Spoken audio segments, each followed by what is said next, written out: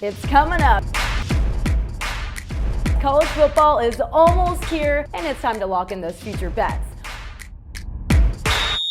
Only a few teams that really have a logical chance of winning the national championship, but I think this will be the year that neither Clemson or Alabama win the Natty. So stay tuned till the end to see who I think that will be. And join me now on the actionnetwork.com or the Action Network app, and let's get started on some futures. Starting in the SEC, I get the bet on Bama appeal. Listen, I covered their last game against my Buckeyes in the national championship, and they were loaded with generational talent, especially on offense. But they have to replace a lot of that. That's going to be hard to do. And they're led by Nick Saban, who recruits well. But this is going to be a year that the SEC might open up for a hungry team looking to grab an early win against the Crimson Tide. So with that in mind, Georgia is the team I would keep my eye on this year. Last year, JT Daniels was very encouraging for the Bulldogs as a transfer quarterback from USC. In their last 4 games, he threw for 1,231 yards and 10 touchdowns. Plus, he's still loaded with weapons this season. So the price for that has come down for Georgia to win 6-1 for the national championship as more bettors start to notice the talent Kirby Smart has in his arsenal. So get in there early. Week 1, the Bulldogs do have a hurdle to get through as they face Clemson. But other than that, they will likely be favored to win the rest of their games. So Georgia is not only a great bet to win the SEC at plus 212, but also to win the national championship. It should come as no surprise to anyone that Ohio State is favored by minus 210 to win the conference championship for their 5th consecutive year. And before you tell me they have to replace Justin Fields, hear me out. The Buckeyes have a quarterback room full of 5-star recruits. Granted, none of them have actually started a collegiate game yet. It does look like CJ Stroud will get the nod from Coach Day come week 1. And from what I was able to see last year in the limited practice availability the media did have, the Buckeyes will be in great shape, especially when you have Garrett Wilson and Chris Olave returning to fill out the nation's top receiver unit.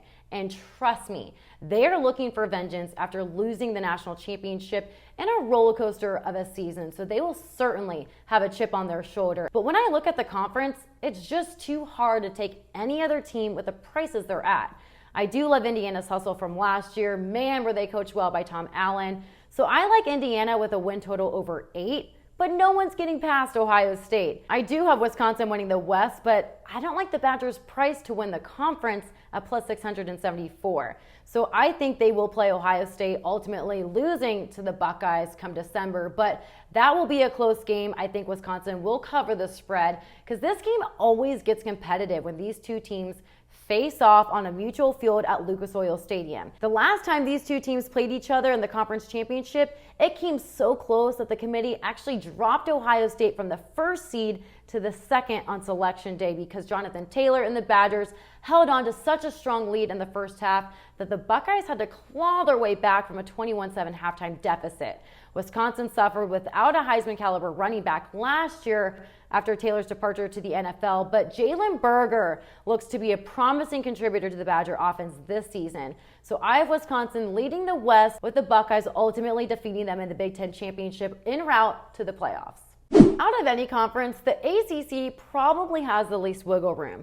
Clemson has this one completely locked up with a super easy schedule. But on the flip side, the committee will take them right out of the equation if they have just one loss, but I don't think that'll happen.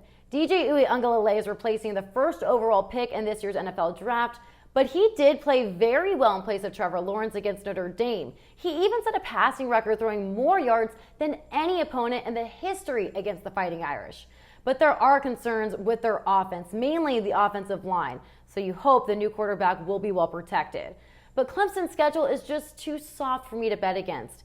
Yeah, they do have to face Georgia in the opener, but who in the conference can realistically dethrone the Tigers? They've won 6 straight. Their toughest road games are Louisville, NC State, and Pittsburgh. Well, North Carolina and Miami are getting lots of attention as dark horses for the ACC. Miami may be able to snag a win against Bama, who just had a lot of turnover. Yes, Miami could beat Bama. They played the Crimson Tide week 1 before the new Alabama starters really get into a rhythm. And get this, the Hurricane haven't lost a game in week 1 in 20 years.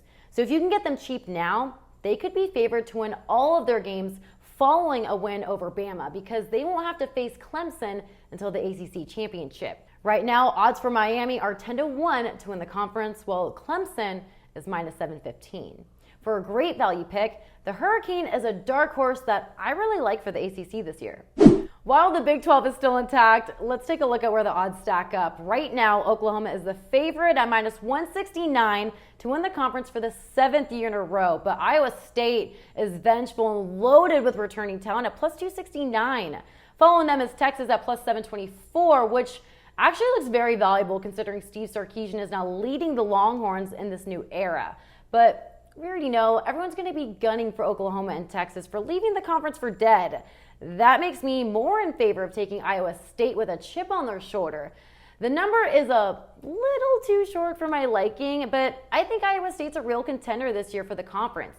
They made it to the Big 12 championship last year against Oklahoma and had a real opportunity to beat them. They still finished in the top 10 after winning the Fiesta Bowl, and this is arguably their most talented roster ever. Several players ranking highest in the nation for their position. Plus, the Cyclones have already made school history this year, ranking top 10 in the AP Top 25 preseason poll. So go ahead, take the bet with me. This is looking to be Iowa State's year in the Big 12. This is where it gets interesting. The Pac-12 is definitely the best conference to wager on this year, just looking at these preseason odds. The conference has been falling short with the playoffs in recent years, but this year looks fairly open. Oregon usually is the favorite. This year they lead the preseason odds at plus 250, but last year expectations were the Ducks would be representing the conference in the playoffs, and well, not so much.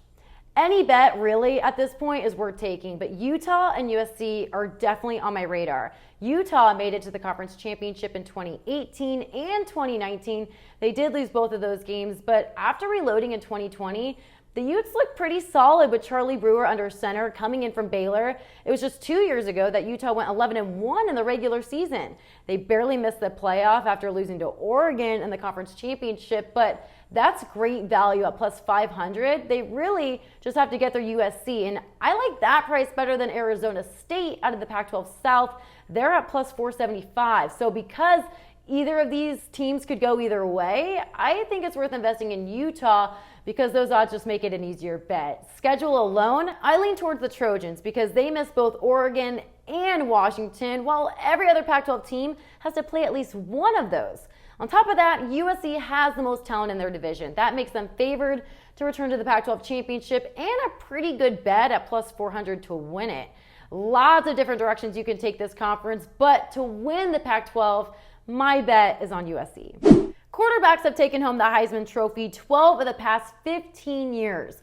But last year, Devontae Smith became the first wide receiver to win the trophy since 1991. And that was after entering the season as an underdog to win the Heisman with 80-1 odds. But this year, there's plenty of quarterback options leading the preseason odds. Right now, Spencer Rattler out of Oklahoma is plus 600. Bryce Young is a plus 900 out of Alabama. And Clemson's DJ Uiagalelei is plus 600. All of these quarterbacks are set up to have the same success, but they're already on our radar, so their odds are well below 10-1. JT Daniels is plus 1,200, but Ohio State's CJ Stroud at 16-1 is in a much better position to put up big numbers with the Buckeyes' schedule in the Big Ten. Stroud still has great value for just as much potential with a team that's regularly making the playoffs. He hasn't started a single game yet, but Stroud has the best receivers in the country going up against some weaker defenses in the Big Ten. That sets up a five-star freshman to ball out and get a really good option for a cheaper rate right now in the preseason for him to win the Heisman at 16-1. Wrapping it all up, let's take a look at what the preseason odds to win the national championship are looking like.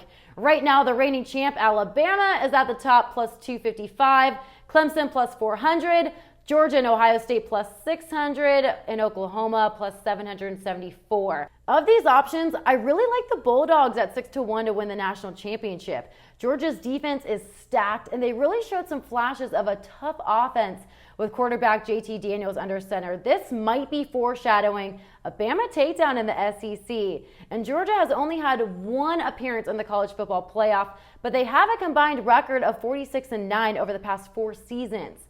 So that's my pick to win the national championship. Check back here on the Action Network all season long with the best bets on campus. I'll see you at kickoff.